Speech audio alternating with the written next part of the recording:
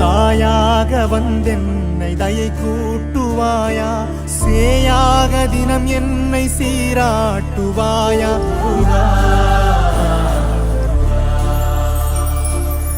உலகெங்கிலும் வாழும் தமிழ் நெஞ்சங்களுக்கு உங்கள் செல்வ கார்த்திகின் அன்பு கலந்த வணக்கங்கள். பொதுவாகவே பார்த்தீங்கன்னா ஜோதிடம் அப்படிங்கிறது நமக்கு சாதகமான நேரம் எப்போ வரும் அப்படிங்கிறத தெரிஞ்சுக்கிறதா எல்லாருமே ஜாதகம் பார்க்குறோம். அதே மாதிரி சாதகம் இல்லாத நேரம் வந்தால் அதை எப்படி தப்பிக்கிறது அப்படிங்கிறது சில பேருக்கு ஐடியாவே இல்லாமல் தான் நிறைய தொழிலில் நஷ்டத்தை சந்திக்கிறோம், குடும்ப வாழ்க்கை நிறைய பிரச்சனைகளை சந்திக்கிறோம். இப்போ ஏற்பட்ட சூழலில் ஒரு பேட் டைம் வந்தால் எப்படி அதை தக்க வச்சுக்கலாம், அது இந்த மாதிரியான டைம் பீரியடில் பார்த்தீங்கன்னா செவ்வாய் ராகுடைய நேரம்.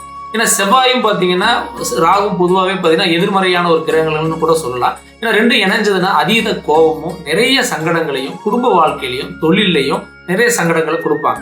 அப்பேற்பட்ட சூழல்ல இந்த காலகட்டம், அது இந்த 40 நாள்ல என்ன மாதிரியான மாற்றங்களை கொடுக்க போறாங்க, என்ன மாதிரியான கவனமா நம்ம இருந்தா இந்த காலகட்டத்தை நமக்கு தகுந்த மாதிரி மாத்தலாம் அப்படிங்கிறத மிக டீட்டெயிலா நம்ம பார்க்கலாம். இப்ப பாத்தீங்க அப்படின்னா கன்னிராசி பொறுத்த வரைக்கும் காலச்சக்கரத்தில் 6வது ராசி. அந்த ராசியிலிருந்து இப்போ பாத்தீங்கன்னா 7வது வீட்டுல ராகு செவ்வாயோட இணைவுல கிட்டத்தட்ட இந்த 40 நாள் ஏன்னா பாத்தீங்கன்னா பயணிக்க போறாங்க. ஏன்னா செவ்வாயுடைய பாதை வேற, ராகுடைய பாதை வேற, ரெண்டு இணைந்து பயணிக்கும் பொழுது பொதுவாகவே பாத்தீங்கன்னா நிறைய கன்ஃபியூஷன் ஆவீங்க. அதே மாதிரி பாத்தீங்கன்னா நிறைய கோவப்படுவீங்க. ஈஸியா நடக்கிறது கூட ரொம்ப மெனக்கடுற மாதிரியான சூழல் இருக்கும். அது மெயின் பாத்தீங்கன்னா முக்கியமா 4 விஷயங்களை நீங்க கவனிக்கணும். அந்த 4 விஷயங்கள் என்னங்கிறத நம்ம டீட்டெயிலா பார்க்க போறோம். அதே மாதிரி இந்த 4 விஷயங்களை முதல் விஷயமா பார்த்தோம் அப்படின்னா தொழில் தான். இன்னைக்கு நீங்க போராடிட்டே தான் இருக்கீங்க. ஆரம்ப காலத்துல இருந்து இன்னைக்கு நாள் வரைக்கும் கடுமையான உழைப்பாளி, கடுமையா போராடிட்டே தான் இருக்கீங்க. இன்னைக்கு வரைக்கும் பெரிய ரிசல்ட் இல்லை அப்படிங்கிறது உங்களுக்கும் தெரியும். பட் இந்த காலகட்டம், இந்த சூழல்ல அவசர முடிவுகள், முதலீடுகளை அவாய்ட் பண்ணிக்கணும். தேவையான ஒரு சூழல்களை பண்ணலாம், தேவையில்லாத விஷயங்களை ஒதுக்கிக்கணும். திட்டமிடல் மிக முக்கியம். இந்த டைம் அதை மட்டும் மைண்ட்ல வச்சுக்கோங்க. அதே மாதிரி வேலை இல்லாம இருக்கிறவங்க அல்லது வேலையை தேடி கொண்டிருக்கக்கூடிய நபர்கள், இன்னைக்கு வேலையை விட்டு என்னை வெளியே போக சொல்லிட்டாங்க, என்ன பண்ணுன்னு எனக்கு தெரியலன்னு சொல்லக்கூடிய நபர்களுக்கு இந்த டைம் பீரியட் ஒரு மாதிரி சுணக்கமாவோ ஒரு மந்தமாக தான் பயணிக்கிற மாதிரி இருக்கும். ஏன்னா உங்க ராசியிலேயே வேற கேது பகவான் இருக்காரு. கிட்டத்தட்ட 7ல் ராகு செவ்வாய் இணைவு. அப்ப என்னன்னா கொஞ்சம் அலைச்சல்கள் ஏற்படுத்தும், கொஞ்சம் வெளிப்பயணங்கள் ஏற்படுத்தும். ஏன்னா ராகு பாத்தீங்கன்னா வெளியூர் பூமின்னு சொல்லலாம், செவ்வாய் உள்நாடு உள்ளூர் பூமின்னு சொல்லலாம். அப்ப தன்னுடைய ஃபேமிலி விட்டு வெளியிருக்கக்கூடிய சூழல்களை இந்த காலகட்டத்தை நீங்க ஏற்படுத்தினீங்க அப்படின்னா ரொம்ப நல்லா இருக்குங்க. அப்ப இதை நீங்க மைண்ட்ல வச்சுக்கோங்க. தேவையில்லாத பயணங்களை தவிர்த்துட்டு தேவையான பயணத்தை ஏற்படுத்தினா ரொம்பவே நல்லா இருக்கும். 2வது கவனிக்கக்கூடிய விஷயம் பாத்தீங்கன்னா ஃபேமிலி தான். கொடுக்கல் வாங்கல ரொம்ப கவனிக்கணும். தேவையில்லாத பாத்தீங்கன்னா ஃபேமிலிக்குள்ளேயே இருக்கக்கூடிய சொந்த பந்துக்குள்ளே வீண் வார்த்தைகள் கொடுக்கறது, நான் இதை பண்ணி கொடுக்குறேன்னு சொல்றது, இப்படிப்பட்ட விஷயங்கள்லாம் ஷேர் பண்ணிக்க வேண்டாம். அதே மாதிரி கணவன் மனைவிக்குள்ளான அந்த அன்னோனி நட்புல கொஞ்சம் பிளவுகள் அதிகமாகிறத பார்க்கலாம். அதனால நீங்க 2 பேரும் தேவையில்லாத வாக்குவாதங்களை அவாய்ட் பண்ணிக்கிங்க. கணவனை மனைவி நம்புறதும், மனைவி கணவரை நம்புறதும் இந்த காலங்களில் கொஞ்சம் அரிதுங்கிற மாதிரி தான் இருக்கும். சில விஷயங்களை தேவையில்லாத சந்தேக குணாதிசயங்களை அதிகப்படுத்தும். அப்போ இந்த மாதிரியான சூழல்ல கன்னிராசிக்காரங்க உங்களுடைய புரிதல்களை அதிகப்படுத்திக்கிங்க. நம்பிக்கைங்கிறத உங்களுடைய கூட இருக்கக்கூடிய பார்ட்னர் மேல நம்பிக்கை வைங்க. அதே மாதிரி இந்த நேரத்தை கொஞ்சம் உங்க ஃபேமிலி கூட செலவிடுங்க. இந்த டைம் பீரியடை அதையும் மைண்ட்ல வச்சுக்கணும். 3வது கவனிக்கக்கூடிய விஷயங்கள் பாத்தீங்கன்னா திருமணம் சார்ந்த விஷயங்களை நிறைய பேருக்கு இன்னைக்கு மெயின் பிரச்சனைனா திருமண தடை தான். அந்த திருமண தடைக்கு இந்த காலகட்டம் பெரிய அளவுக்கு ரிசல்ட் இல்லை அப்படின்னாலும் கூட இந்த டைம் பீரியட்ல பாத்தீங்கன்னா கொஞ்சம் சில விஷயங்களை விட்டு கொடுக்கணும். சொந்தத்துக்குள்ள திருமணம் பண்ணணுங்கிற மாதிரி ஒரு பிளான் வச்சிருந்தீங்கன்னா இந்த நேரத்துல உங்களுக்கு செட் ஆகாது. எந்த ப்ரொஃபைல் பார்த்தாலும் அமையாது. ஒரு பிரத்தியா இருந்தால் கட்டாயமா அமையறதுக்கு வாய்ப்பு இருக்கு. அதே மாதிரி பாத்தீங்கன்னா சில விஷயங்கள் படிப்பு விட்டு கொடுக்கலாம் அல்லது வசதி வாய்ப்புகளை விட்டு கொடுக்கலாம். இந்த மாதிரி விஷயங்களை விட்டு கொடுத்தீங்கன்னா இந்த நேரத்துல திருமணம் பண்றதுக்கு வாய்ப்பு அதிகமா இருக்கு.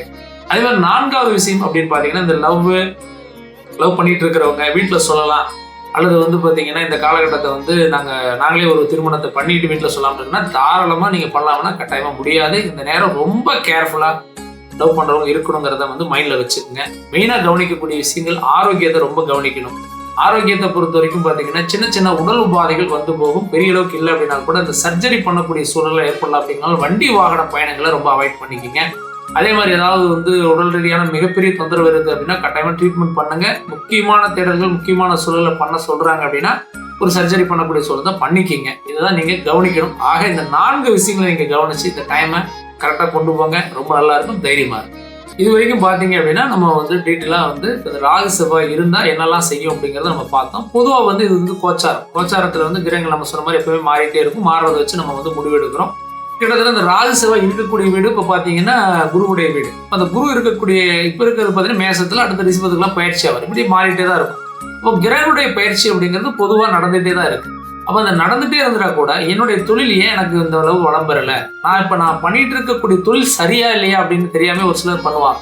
ஒரு சிலருக்கு ஃபுட் ரிலேட்டடான தொழில் பண்ணா நல்லா இருக்கும். ஆனா அவர் பண்ணிட்டு இருக்கிறது வந்து அக்னி லைன்ல இரும்பு சம்பந்தப்பட்ட தொழில் பண்ணிட்டு இருப்பாரு.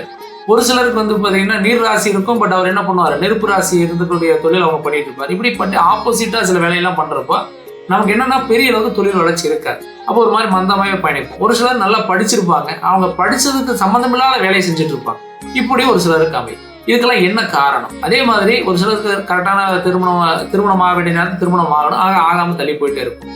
கல்யாணம் ஆயிடுச்சு, எனக்கு குழந்தை பாக்கியம் ஒரு சிலருக்கு தள்ளி போயிட்டு இருக்கு. இப்பெல்லாம் நிறைய தடைகளும் ஒரு சிலருக்கு இருக்கும். இல்லைன்னா ஆரம்ப காலத்துல இருந்தே லைஃப்ல நிறைய சங்கடங்கள் அனுபவிச்சுட்டே இருக்குங்க, பல அவமானங்களை சந்திச்சுட்டு இன்னும் எனக்கு வெற்றிங்கிறது ஒரு பெரிய ஒரு கேள்விக்குறியா இருக்குங்கிறவங்களையும் பார்க்கணும். அப்ப இத்தனை விஷயங்களுக்கு ஒரே விடை என்ன அப்படின்னா நம்மளோட சுய ஜாதகம். ஏன்னா நம்ம திசா புத்தி 100% நீங்க கம்பல்சரி தெரிஞ்சுக்கணும். ஒரு ஜாதகம் நீங்க எப்படி ராசிபலன் பாக்குறீங்களோ அதே மாதிரி உங்களுக்கு இப்ப என்ன திசை நடக்குது, என்ன புத்தி நடக்குது, உங்களுக்கு அந்த ராசிநாதன் அந்த புத்தி வந்து உங்களுடைய ஜாதகத்துக்கு ஃபேவரா இருக்கா, அல்லது திசை வந்து உங்க ராசிக்குரிய அமைப்புல எந்த அளவுக்கு ஃபேவரா இருக்கு, இதெல்லாம் டீட்டெயிலா தெரிஞ்சுக்கிட்டு அந்த நேரத்தை என்னெல்லாம் செய்யலாம், என்ன பண்ண எனக்கு நமக்கு ரொம்ப பாசிட்டிவா இருக்குங்கிறத நீங்க கண்டிப்பா தெரிஞ்சுட்டு ஃபாலோ பண்ண ரொம்பவே நல்லா இருக்கும். அதனால முடிஞ்ச அளவுக்கு உங்க சுய ஜாதகம் டீட்டெயிலா செக் பண்ணுங்க.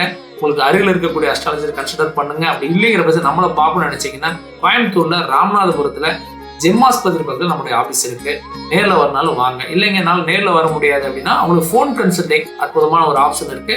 வாட்ஸ்அப் பண்ணீங்கன்னா உங்களுக்கு வந்து டீட்டெயிலாக வாட்ஸ்அப்லேயே ஒரு ஃபார்வர்ட் மெசேஜ் அனுப்புகிற மெசேஜை ஃபாலோ பண்ணுங்க.